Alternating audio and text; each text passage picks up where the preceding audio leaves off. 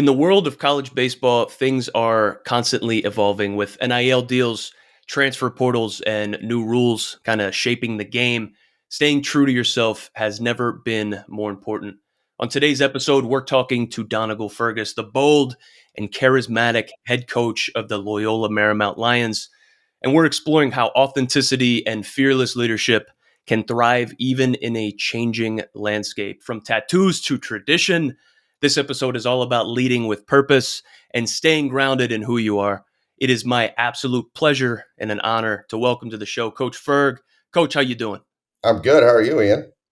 I'm doing fantastic. I I love an appreciate intro you. there. Yeah, I thank you, man. I've been sitting on that for a little bit, trying to figure out how I was going to have an impactful intro right there. And man, I'm just so grateful for your time. How's life going for you right now? Obviously, as we creep closer to Christmas. Yeah, it's good. It's we had a really good fall, and I think most coaches would tell you falls, um, kind of a wild swing of things. You're trying to teach a lot, cram a lot of teaching into a short amount of time, and evaluate everybody and install everything, and also try not to get everybody hurt so that you can get through the break and come back and feeling like you know what your team is. And but it was really good. This is year two for us, so we really wanted to take a jump in the talent level, and we feel like we did, and got a lot of stuff done. And now it's the brief little quiet time in our coaching lives. And I actually slipped away, and I'm down here in Costa Rica. My parents live down here. I came to check on them, and down in the wilds of southern Costa Rica for a few days, and sneaking away, and hoping the place doesn't burn down while I'm gone. Love it. Love it. That's awesome. Appreciate you opening up a little bit about that. So you guys are kind of in that down period right now. What are your players doing? Does everybody kind of have individual plans, for the winter break, for the holidays? And what's life like for you regarding like recruiting, planning for spring, stuff like that? Yeah, everybody leaves with an individual player plan for the winter. We break our player plans into kind of three phases, right? We have the fall phase, which is what's our focus in the fall. For the freshmen, it's going to be much different. It's going to be try to acclimate and acquire new skills, and get a foundation. And for those older guys who are maybe going into their draft year, it's much more focused on nuance and adding some element that maybe the scouting community is down on them, or they need to take a jump in one area or another. And then as the winter hits, we shift that focus, because now it's preparation, usually physically as much as anything. Just taking a month basically. Our guys finished finals last week, so they have basically 4 weeks before they need to come back, and trying to make sure that their bodies are really ready. They take a little mental break from baseball in that sense of not hearing our voices every day talking about situations and approach planning and stuff. And I think it's actually really good for a lot of those guys to step away from the thought process of it, and say, hey, let me get my body feeling explosive and dynamic, and I can step away. We talk about it, as you'll remember, your off seasons in pro ball, of, hey, I still got to get my work done, but I'm going to come for those 2-3 hours, and I'm going to do my warm up. I'm going to do my mobility. I'm going to hit. I'm going to throw. I might take ground balls, or I might just play catch.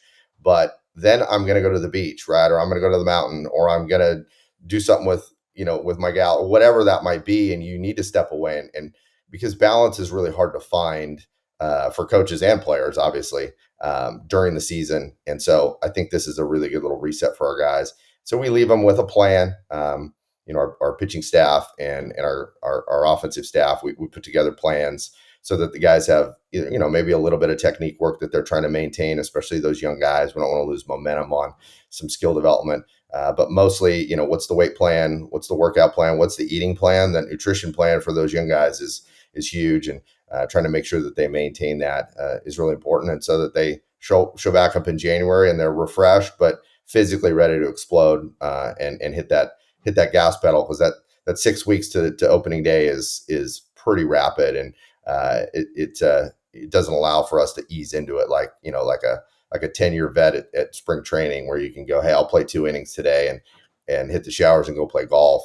We don't really get to do that. So What's going on, everybody? We as baseball players, we as athletes, we all have something in common that we all share with one another. At some point, our careers are going to come to an end.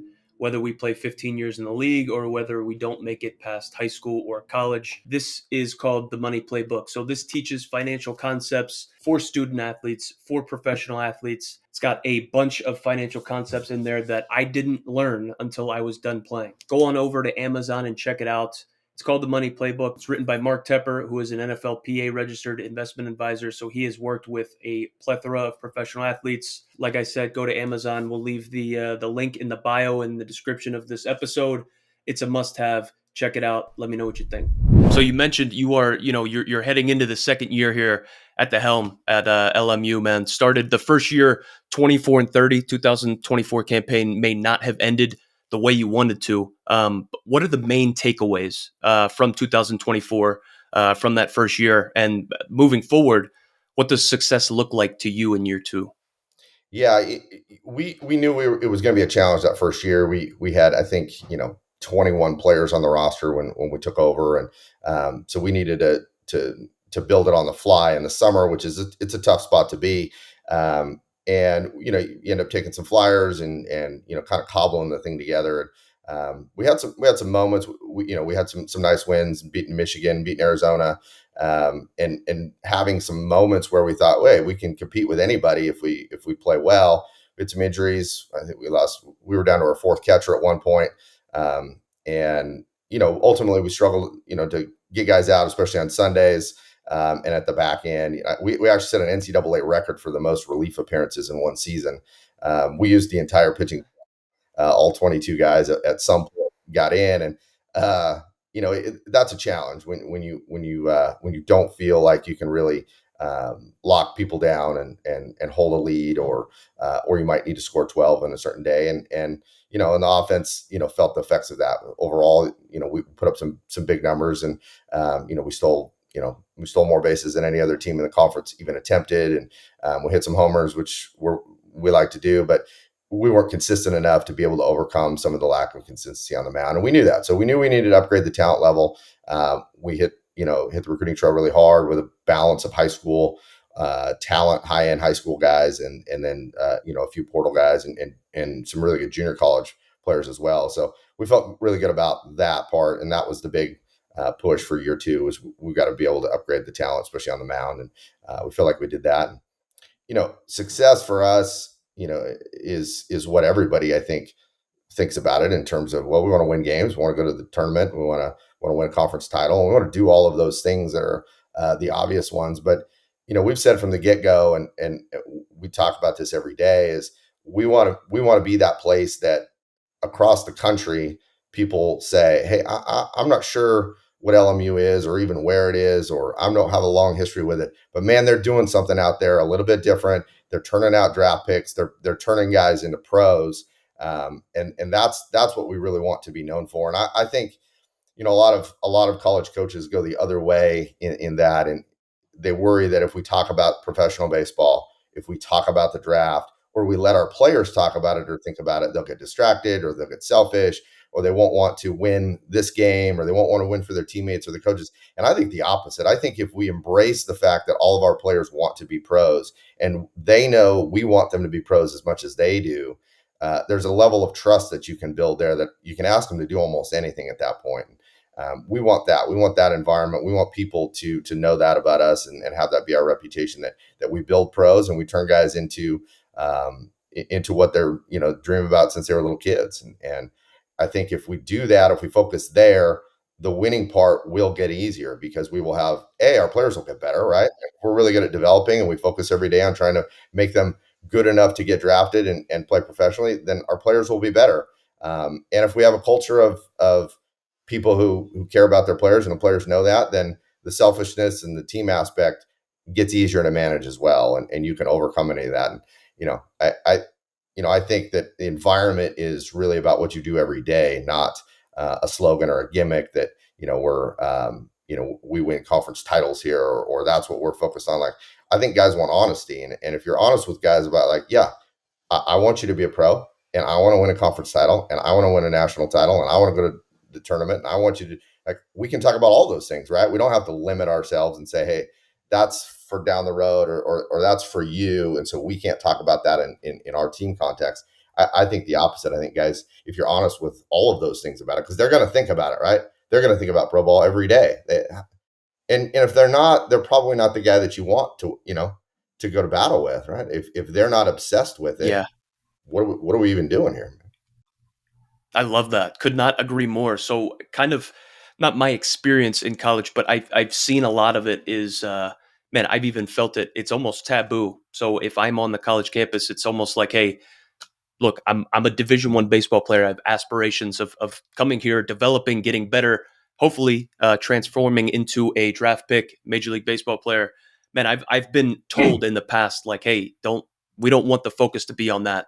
The focus almost needs to be like where your feet are. And I get it. I see both sides of it. But the truth of the matter is, these players are coming to you in hopes of turning into a winner, maybe developing into somebody that can be drafted. I love that. So if there's truth up front, there's transparency. It's easy to fight, right? In my opinion, it's easy to go to war. You don't have to try to not be authentic, not be yourself, man. So I absolutely love that. That fires me up. Um, the state of college baseball right now. You had mentioned, in order to develop talent, man, it's getting young guys, maybe getting some JUCO players, some transfer portal players. The state of the game right now with this transfer portal, all these moving parts, it's revolutionized college sports, right? The game is different, the landscape's changing, but it's also created a sense of uncertainty for players and coaches. So much turnover, man. How do you navigate building a program and fostering this team culture that we're talking about when this turnover is so unpredictable, pretty much?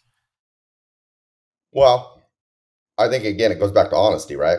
Like if we are honest about what we're trying to do and who we are and how it's going to be, then you'll attract the right kind of players for that, right? Like, you know, I, I've coached with a lot of different people. I've played for different people. And it's all across the spectrum, right? You have the old school just scream and yell and never say anything nice, and it's all about toughness and will and all of those old school things that are great. Like those are important things to have. And I think a lot of times that style of coach feels like he feels validated that his style is the best because the players that can't handle that just go away or fade away, right? And the ones that can handle it stay and succeed because they're good and they're tough and all of that. And so I think that there's a little bit of that concept that I've taken here, which is if you worry about the portal, if you worry about, hey, I can't coach my players hard, or I can't be tough on them, or I can't be honest with them because they might leave, I think you're missing the point, which is if if I if our players don't want coaches who invest every single day in trying to get them better and coach right to the end of every game, every day, every season, and care about them and push them and challenge them and get to do it in Los Angeles at the beach and a beautiful place with coaches who are good people. Okay, like okay, then go somewhere else. That's fine, right? We're good. We'll find another good player. If you're so consumed with, well, that guy's good and we developed him and I can't have anybody else I think you're missing the point, which is the relationship is what's going to drive the development anyway, right? If and I say this all the time, and it's a joke, sort of, but I think I'm the best hitting coach in the country. I do. Like I think I'm as good as anybody out there at coaching hitters, but only for the right guy. Only for the one that has an investment in me too, and we have a relationship and we have a connection, right? My 12-year-old daughter is an incredibly talented young softball player. She doesn't want to listen to me at all. I'm a terrible hitting coach for her. She's like, Coach Dave said, and Dad, I already know. Like it doesn't work. Like my stuff doesn't work with her, right? So I think it always So comes it back to goes. that. Yeah. I think it always comes back to that for me if you are worried about, well, why did that guy choose a different school, or why can't we get that guy, or why did we lose him, or why does this guy want to leave, or any of those sort of things, you're missing the point. Is you've either done something that you didn't create the connection that you should have. Maybe you didn't coach him as well as you could have, or you were not building that relationship in the right way, or he wasn't invested in it and it was never going to work to the highest potential anyway. So and a good friend of mine said this to me one time years ago. We were both recruiting coordinators at that point, and we are chatting. And he's like, "It's just, it's about the guys you get, not the guys you don't get, right? That's what matters. The guys you end up getting are the ones that are important because they're the ones you have to coach and have to get something out of."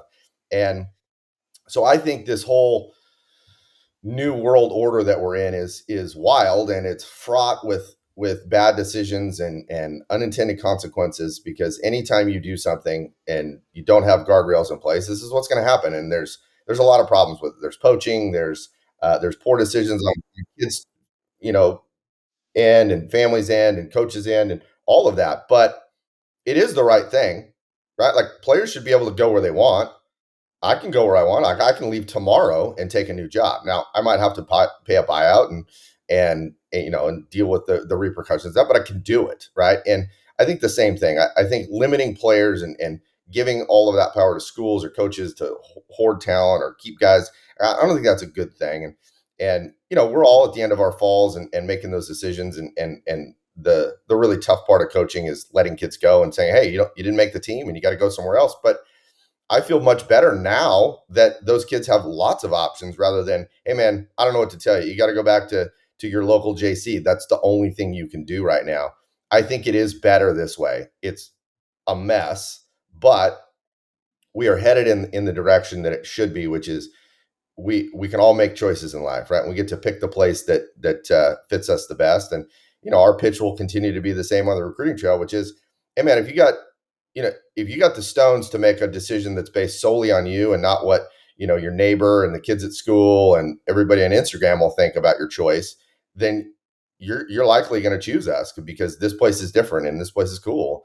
And why wouldn't you want to come here? And if it's about the sexiness of the logo and whether or not you have a football team on TV, then okay, then that's fine. Then you're choosing on other things, right? You're picking on things that aren't directly related to your development. But if your main goal, and you are obsessed with trying to be a pro, and you're going to make a decision based on the factors that are going to lead directly to that, they're going to make the most impact on that, and are going to give you the absolute best opportunity to try and reach your potential. And then go to a staff that you have a connection with that is actually going to help you do that, right? Not just say it, not just say we're going to develop, not just talk about the idea of development and then play the good players who are already pretty good. Don't screw them up and let them go.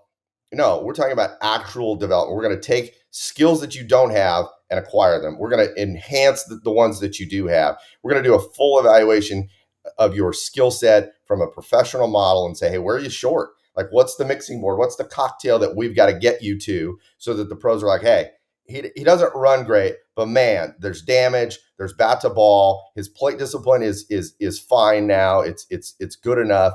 And he's a decent defender now. Great. Now we got a shot, right? Or man, he's a burner and he makes a ton of contact. He's getting stronger. The power is going to come, and he's a crazy worker. Okay, now we got a shot.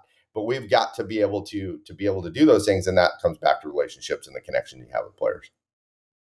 Wow. So I love how that all kind of ties into getting the player ready. Whoever you got, whoever you're going to go to war with, you're going to develop them, and you are going to try to enhance their experience, but turn them into a player that is capable of playing at the next level. I love that. So I love the way you look at it. I feel like it's almost not preached or talked about enough from that aspect. So you've obviously had experience coaching at the next level, being in charge of the hitting for the Twins, right? Hitting coordinator. Yeah. And so you've had experience at the next level coaching wise, and now coaching some of the most talented players in the country, especially throughout, your successful career, man. Overall, you've seen hitters multiple levels, right? College, minor leagues, big league hitters. What separates a good hitter in your mind from a great hitter, and how do you help players develop that edge at LMU right now? Well, it starts with the obsession, right? I think you have to be obsessed with learning, and it comes out in different ways, right?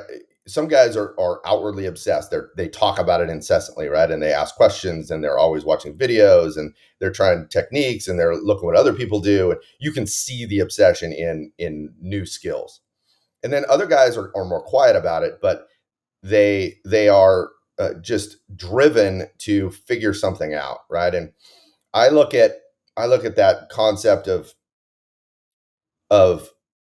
going to the plate is nerve-wracking and anxiety inducing for even good hitters, right? Like there's just a lot to think about and worry about. And everybody has some level of that. Now, I think the great hitters go up there with a thought process that I've already envisioned what I'm going to try and do here, and I'm going to go and I'm going to accomplish that. And if I don't, I'm almost pissed or shocked. And so I want another shot to do it right, rather than, oh God, if this doesn't go well and I look bad, or I fail, or I let my team down, or I let my coaches down, like then I just want to get out of there. And I'm not sure that I'm in the same hurry to get back to the box.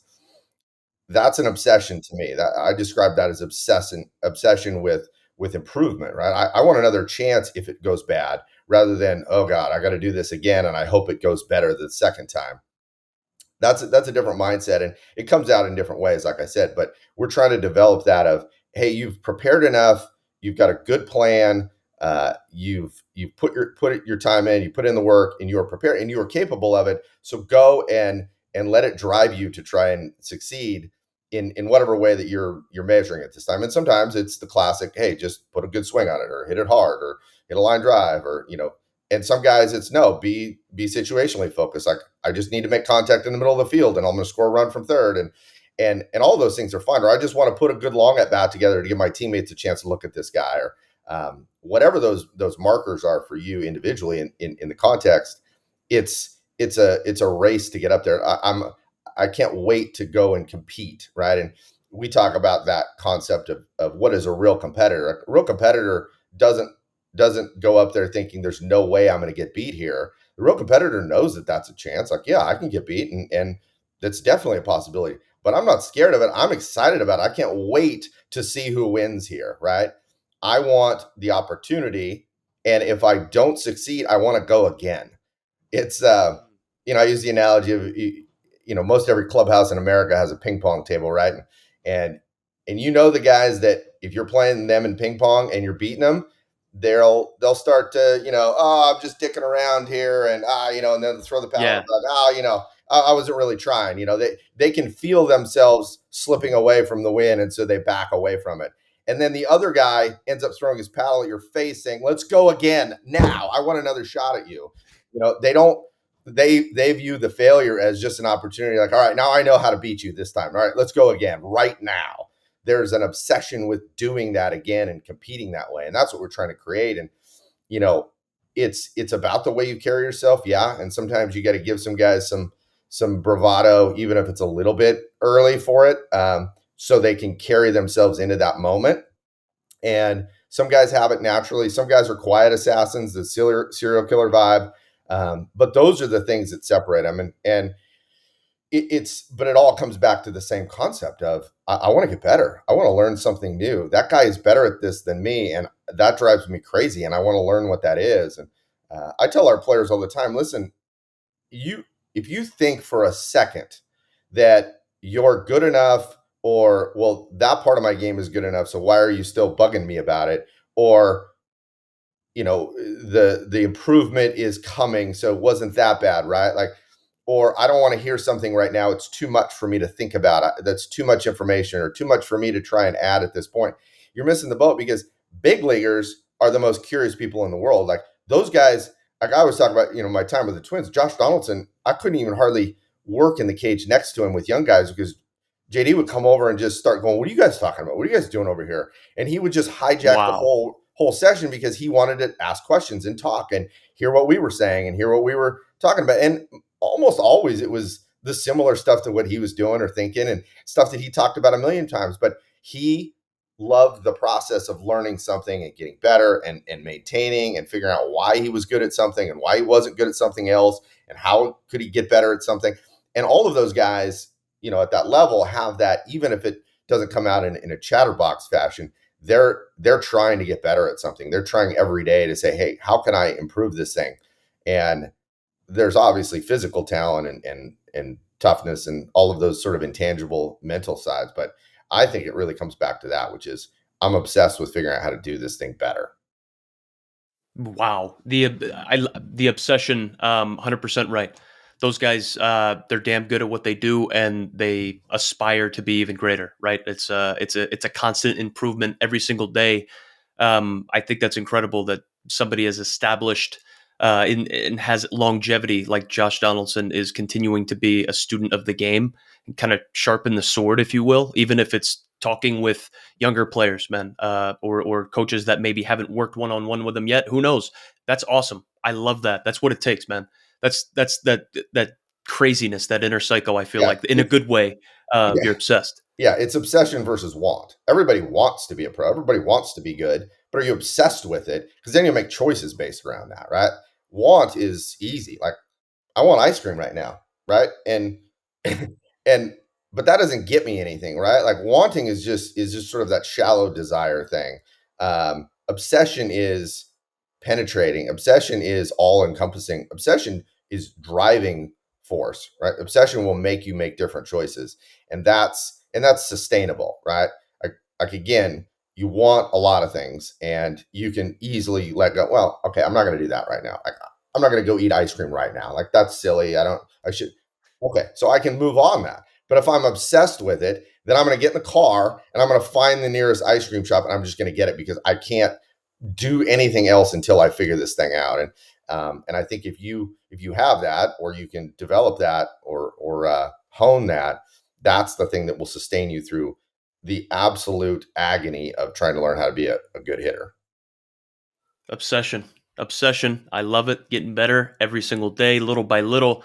Um, Coach Ferg, I'm grateful for your time. I appreciate you just letting me run you through the gauntlet. Got one or two more questions Yeah, for you. At the beginning, we talked a little bit about the authenticity. You got many layers to you, man. There's a bunch of tattoos, charisma. You got the style, and you got a graduate degree in Homeland Security. Man, so when we talk about your personality, when we talk about your Irish heritage, um, man, how has your Irish heritage and pride influenced your coaching journey? And what lessons do you bring from helping lead the Irish national baseball team to LMU? yeah. I don't think my Irish heritage was much of a driving force for a long time in my career. I didn't even realize until I think I was in college maybe that I realized that Ireland even had any sort of baseball going on over there. But it was, I mean, you talk about the pride in that, the opportunity to coach, the Irish national team is one of those things where, and I'm not a real sentimental guy. I'm not a, a bucket list sort of person, honestly. But I couldn't help it. Like that was pretty special to be chosen to lead that. And we won the European Pool C championship that year on home, the home field in Ashburn, Ireland, and I got to take my parents with me to that, and to have my mom and dad, sitting in the stands and hearing everybody go, "This is great! This is so exciting!" And who's this guy who came over here and helped us do this? And it was pretty special. That was a pretty neat thing, and I'm really happy that I got to do that in my career, and that baseball was the vehicle for that. It's an interesting arc that you think about in terms of. I think there have been times maybe when my mother especially was hoping I'd go on and become a doctor or a lawyer, or make an impact in the world, or an artist or a writer or something that was maybe a little bit more classically impactful on the world. But I think baseball has that, right? I mean, we're helping people, we're changing trajectory of lives, and just the opportunities to do some pretty special things in my life. Baseball's got me that, and it's been a remarkable journey on that end to be a part of some of those things. And I realized pretty quickly into my coaching career that if I tried to put the backpack on and the golf shorts and button my polo shirt up and do it like everybody else, it wasn't going to work. Right? It was just not going to work for me. And so I pretty quickly realized I just gotta let it go here, and I gotta be the real version of whatever this is. And I think as people, you don't necessarily know what that is. It sort of evolves, and you become yourself at some point. And I'm not even sure when that happened, but it felt like the only way that this thing was really going to succeed. And again, going back to the obsession versus want, like I was obsessed with it, obviously, because I turned down opportunities to do other things and to go and make zero money and live with my grandmother as a young 20 something. Living with your grandmother is, is not necessarily the best play for your social life and other things. But that was what I was going to do. I was going to make no money. I was going to live with her, help her out, start coaching, because I just couldn't not do it. And as I've gone through this, I realized that this is going to get me to be the best version of however good I can be at this job, if I'm fully myself, and players see that, right? And again, I think that's what our staff tries to do is to connect with our players in a real way, and our guys know, like, hey, Ferg's, yeah, he's a little different, or he's a little weird, or he's got some stuff I don't even know about him, and that's okay, right? Because I'm a person too, and we want our guys to be themselves, and sure, yeah, I have some tattoos, and I got a beard that makes me look probably older than I am, and I try and balance it out with the jacked up haircut, the stupid haircut, to try and make me look younger, I guess. But I'm just gonna have fun with it, and I'm gonna enjoy it, and I'm not scared of it. I'm not scared of people going, "This guy, he's a clown," or I don't like that guy's act," or "I don't like the way that guy looks," or I don't care. Like, if you're paying attention, you'll see that I'm pretty decent at what I do here. I'm not scared of it ruffling some feathers, or I'm not scared of it not working on a certain day, because I know in the end it will work. And we will be a good program. We will make a difference, and we will make an impact, and we will be one of those places that people continue to talk about. Beautiful. That is, man. If I love everything that you're about right there. That's gonna leave a lasting legacy. Obviously at LMU, but on college baseball as a whole. Before we got on air, we were talking a little bit about. I got a chance to see you in action years back when you were at UW working with the hitters. Man, I love the style. I love the way you went about your business. It's awesome to see you continuing to do that, have an impact on these young men, and getting them ready for the next level. I love everything about that. Looking forward to the continued success with you and your baseball team moving forward, Coach. I got one last question Yeah, let's go. for you. If you could look back and kind of give yourself advice, your 18-year-old self advice, before your whole career transpired, man, what is something that you would say to your 18-year-old self? Give yourself some grace. I was impossibly hard on myself, and I couldn't get out of my own way for a long time. I tell the story. I tell my players stories about me as a player all the time, and not because I was good. It was because I was making choices inside my own head that really held me back. And I talk about I was a really good defender. I was small, but I could really run, really throw, and really defend. And then I felt like, well, if I made an error, now my whole team's going to be like, this guy, this is the only thing he's good at. Like, and now he made an error. Like, what? Get out of here, bro. And I almost fought one of my really good friends behind the dugout, because he was just trying to help me out. I made an error. Threw a ball away, and he's trying to console me and say, hey, man, don't worry about it. Let's go. And I said, get off me. And I was just so angry. I still hold the single season ejection record at my college, and it'll never be broken. They won't even let you get that tossed that many times anymore.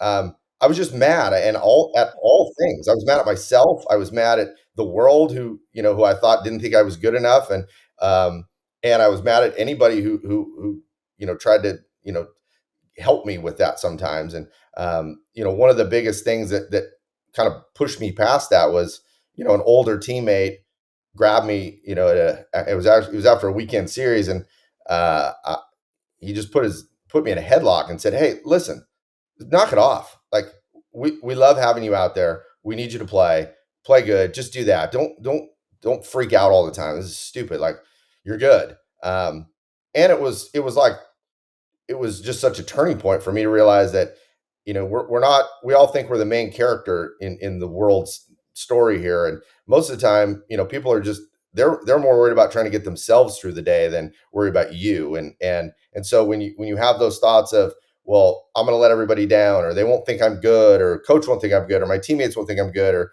the D1 baseball won't think I'm good, whatever.